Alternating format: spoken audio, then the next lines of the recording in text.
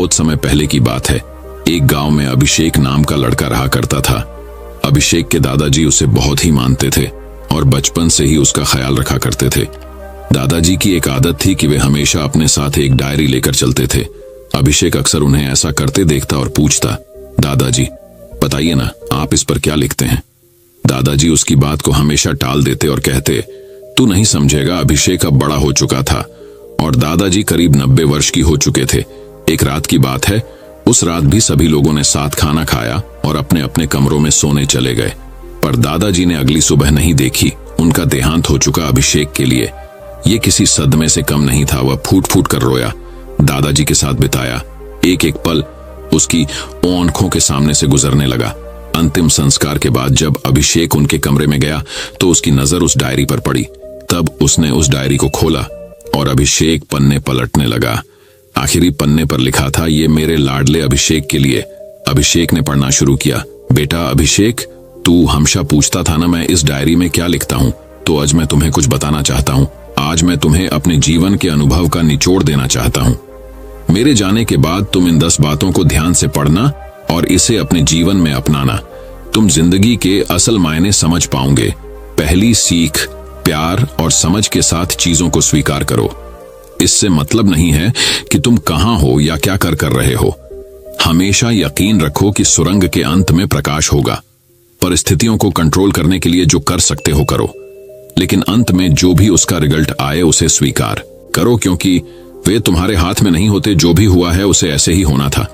दूसरी सीख, लाइफ बहुत सिंपल होते हुए भी सुखद हो सकती है। बहुत बार तुम्हें लगता है कि जिंदगी बहुत जटिल है, लेकिन यह हमेशा सिंपल हो सकती है। बस तुम्हें इतना ही करना है कि एक समय में एक ही काम करना है। तुम्हें एक साथ बहुत सारी चीजें नहीं करनी है। तुम जिंदगी में जो कुछ भी डालोगे वो तुम्हें इंटरेस्ट के साथ उसे लौटा देगी। खुशियां चीजों में नहीं होती, वो तुम्हारे भीतर होती हैं। तीसरी सीख, औरों के लिए खुद को नहीं बदलो। सिर्फ इसलिए अपने आप को मत बदलो क्योंकि तुम जैसे हो उस रूप में लोग तुम्हें अपनाते नहीं। तुम यूनिक हो। अपनी यूनिकनेस, अपनी विशिष्टता को खो मत। हमेशा वही बोलो जो तुम सचमुच अंदर से सोचते हो, भले इससे हर कोई वास्ता ना रखता हो। जब तुम खुद से सच्चे रहते हो तब तुम इस दुनिया को सुंदर बनाते हो, वो सुंदरता जो पहले नहीं थी। चौथी सीख, तुम वो नहीं हो जो तुम थे और इसमें कोई बुराई नहीं है।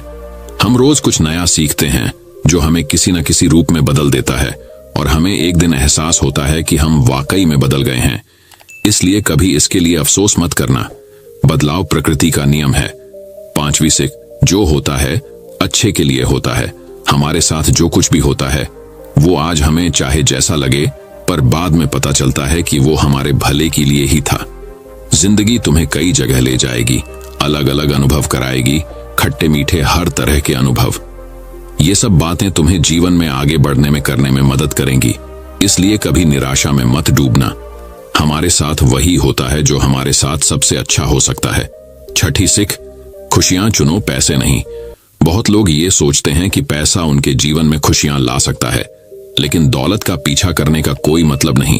हाँ, पैसा जरूरी है, लेकिन बस उसी के पीछे भागते रहना एक बहुत बड़ी गलती है। हर एक निर्णय में पहले खुशियों को देखो, बाद में बैंक बैलेंस। इस तरह जब तुम बूढ़े होगे तो तुम चीजों की असल कीमत जानोगे, उनकी मॉनेटरी वैल्यू नहीं। तब तुम समझोगे कि जिंदगी की सबसे कीमती चीजें ऐसी होती हैं जिन्हें पैसा नहीं खरीद सकता। सातवीं सीख, निश्चय करो कि तुम पॉजिटिव रहोगे। जिंदगी के बारे में एक बहुत जरूरी चीज जो तुम्हें समझनी चाहिए वो ये कि अगर तुम खुश नहीं हो तो ये परिस्थितियों की वजह से नहीं, बल्कि तुम्हारे खुश ना रहने के निर्णय की वजह से है। हर बार जब जिंदगी तुम्हारे रास्ते में बाधा डाले तब एक बड़ी सी मुस्कान दो, उसकी मौजूदगी स्वीकार करो और हंसते हुए उसे पार करो। खुश रहने का निर्णय लो और चाहे जो हो जाए अपने निर्णय पर अडिग रहो। यही खुश रहने का रहस्य है। आठवीं सीख, जिन लोगों से तुम प्यार करते हो उन पर पूरा ध्यान दो। जब तुम अपने किसी करीबी से पूछो कि वो कैसा है, तो बस ओके सुनकर आगे मत बढ़ जाओ। उसकी आंखों में देखो और पूछो उसका दिन कैसा गया और वो कैसा महसूस कर रहा है। अगर तुम्हें ऐसा लगता है कि तुम्हारे दोस्त बस तुम्हें जरूरत में याद करते हैं तो चिंता मत करो। खुश रहो कि तुम उनके लिए एक उम्मीद की किरण के समान हो। नौवीं सीख, कभी कभी कुछ लोगों को पीछे छोड़ना पड़ता है। जिंदगी में टकराने वाले सभी लोग अच्छे नहीं होते। कुछ मामलों में वे हमारे जीवन के बढ़त को इम्प्रूव नहीं करते हैं। जब जान जाओ कि कोई व्यक्ति तुम्हारे लिए सही नहीं है तो मजबूरी में उससे चिपके मत रहो। एक सही डिसीजन लो और आगे बढ़ जाओ। 10वीं सीख, हर एक एंडिंग हैप्पी एंडिंग नहीं होती। फेलियर भी लाइफ का एक हिस्सा है। जरूरी नहीं कि तुमने जो कुछ भी शुरू किया उसका एक सुखद अंत हो। इसीलिए जब बहुत प्रयास करने पर भी हैप्पी एंडिंग ना हो तो बेहतर होगा कि तुम एक नई शुरुआत करो। कभी भी पुराना सब कुछ छोड़कर नया शुरू करने से डरो मत। चाहे तुम उम्र के किसी भी पड़ाव पर हो। तो अब दोस्तों चलिए बढ़ते हैं हमारी 7वीं कहानी की तरफ। 7वीं कहानी कमलेश्वर की कहानी। एक बौद्ध भिक्षु था। उसने 6 खंडों में भगवान गौतम बुद्ध की जीवनी लिखी। लगभग 3000 पृष्ठों के उस भारी भरकम ग्रंथ को प्रकाशित करने के लिए कोई प्रकाशक तैयार नहीं हुआ। भिक्षु बहुत निराश हुआ। तब समाज के कुछ लोगों ने सोचा कि क्यों न भगवान गौतम बुद्ध की इस जीवन कथा को चंदा जमा करके छपवा दिया जाए। इससे समाज का हित होगा। दया, क्षमा, अहिंसा और करुणा का संदेश घर घर पहुंचेगा। लोगों ने चंदा जमा करना शुरू कर दिया। जो भी चंदा आता वे उसे बौद्ध भिक्षु को सौंप देते थे। धीरे धीरे पर्याप्त से अधिक ही पैसा जमा हो गया और एक दिन लोग आश्चर्यचकित और ठगे से रह गए जब उन्हें पता लगा कि चंदे की भारी भरकम राशि के साथ वह बौद्ध भिक्षु गायब हो गया है। कम से कम एक बौद्ध भिक्षु जैसे आदर्शवादी से उन्हें ऐसी बेईमानी की उम्मीद नहीं थी। वह बौद्ध भिक्षु लापता था। 3-4 वर्ष बाद उसी तरह का एक बौद्ध भिक्षु दूर दक्षिण प्रदेश में घूमता पाया गया। वह भी यही कहता था कि उसने 6 खंडों में भगवान गौतम बुद्ध की जीवनी लिखी है। वह उसे प्रकाशित करवाना चाहता है। इस बार भी कोई प्रकाशक उस भारी भरकम ग्रंथ में पैसा लगाने को तैयार नहीं हुआ। दक्षिण प्रदेश के लोगों ने उत्तरी क्षेत्र के लोगों की तरह ही सोचा कि क्यों न महात्मा गौतम बुद्ध की जीवन कथा को चंदा जमा करके छपवा दिया जाए। इससे समाज का हित होगा। दया, क्षमा, अहिंसा, करुणा जैसे महान विचारों का प्रचार होगा। लोगों ने चंदा जमा करना शुरू कर दिया। वे भी चंदे की राशि को बौद्ध भिक्षु को सौंप देते थे। उन्हें मालूम नहीं था कि उत्तर भारत में यही व्यक्ति चंदे की मोटी पूंजी लेकर चंपत हो चुका है। आखिर काफी चंदा जमा हो गया और एक दिन लोग आश्चर्यचकित और ठगे से रह गए जब उन्हें मालूम हुआ कि बौद्ध भिक्षु चंदे की मोटी रकम लेकर चंपत हो गया है। लेकिन अब सिवा पछताने के किया भी क्या जा सकता था। धीरे धीरे यह बात उत्तर दक्षिण में फैल गई कि एक बौद्ध भिक्षु भगवान गौतम बुद्ध की जीवनी लिखने और उसे प्रकाशित करने के नाम पर धोखाधड़ी का धंधा कर रहा है। फिर कुछ समय बीत गया। 3-4 वर्ष बाद वह सारनाथ मंदिर परिसर में घूमता हुआ पाया गया। वह पहचाना गया। लोगों ने उसे पकड़ लिया, उसकी लानत मलामत की, अपमान किया। उसने अपना अपराध मंजूर किया। एक प्रकाशक को इस घटना का पता चला। उसने सोचा कि यह भिक्षु तो बेईमान है ही। यह भगवान गौतम बुद्ध की जीवनी के नाम पर फिर समाज को धोखा दे सकता है।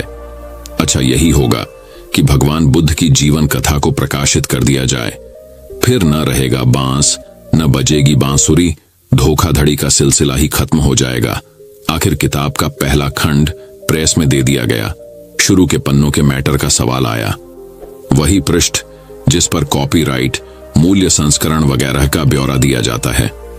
बौद्ध भिक्षु ने उस पर लिखा 3रा संस्करण। प्रकाशक चौंका। उसे लगा कि भिक्षु फिर किसी बेईमानी पर उतारू है। उसने भिक्षु से पूछा, इस 3रे संस्करण का क्या मतलब है? क्या यह ग्रंथ 2 बार पहले कहीं छप चुका है? यही समझिए, भिक्षु ने उत्तर दिया। प्रकाशक थोड़ा क्षुब्ध हुआ। वह बोला, देखिए भिक्षु महाशय, मुझे आपकी पिछली दोनों करतूतों की जानकारी है। आप मुझे धोखा नहीं दे सकते। मैं आपको धोखा नहीं दे रहा हूं। भिक्षु बोला, तो यह 3रा संस्करण क्या है? प्रकाशक बिगड़ा। देखिए, जब इसके लिए पहली बार चंदा जमा हुआ उन्हीं दिनों उड़ीसा में चक्रवात आया था। सैकड़ों परिवार नष्ट हुए। सैकड़ों मछुआरों की जान चली गई थी। वह पैसा मैं वहां खर्च कराया। दूसरी बार पैसा जमा किया गया। गुजरात में भूकंप आ गया। चंदे का पैसा मेरे पास था। वह पैसा मैंने भूकंप पीड़ितों की सेवा में लगा दिया।